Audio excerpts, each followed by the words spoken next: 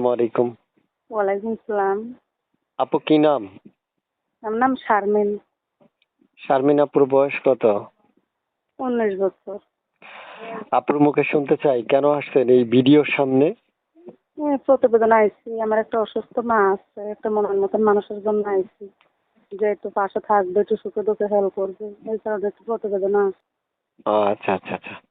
আপুর মুখে শুনতে চাই আপু, বাসায় কে কে আছে আপনার?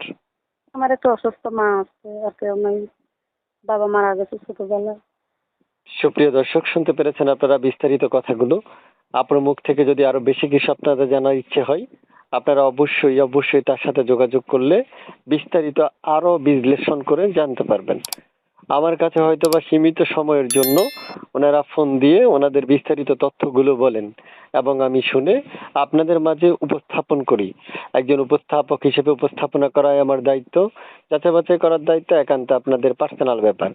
আপনারা অবশ্যই তার সাথে যোগাযোগের মাধ্যমে আরো বেশি কিছু জানতে পারবেন।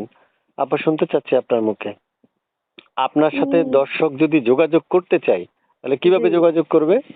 আমার একটা ফোন নাম্বার আছে, ফোন নাম্বারের মাধ্যমে যোগাযোগ করবে। আচ্ছা আচ্ছা আচ্ছা।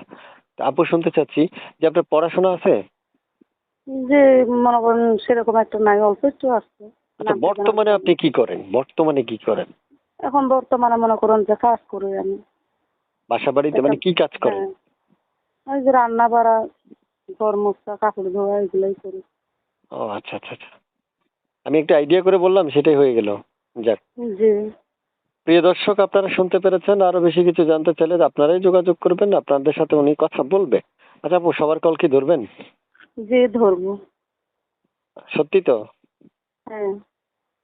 দর্শক, বাকি কথাগুলো তাহলে ওনার সাথে বলে নেবেন। আজকে এ পর্যন্তই। আল্লাহ হাফেজ। কিছু বলবেন আর? আর কিছু বলার নাই, দর্শক ভাইরা ফোন দিলে ফোনের মাধ্যমে সবকিছু বলবো তাদের। ওকে, ঠিক আছে।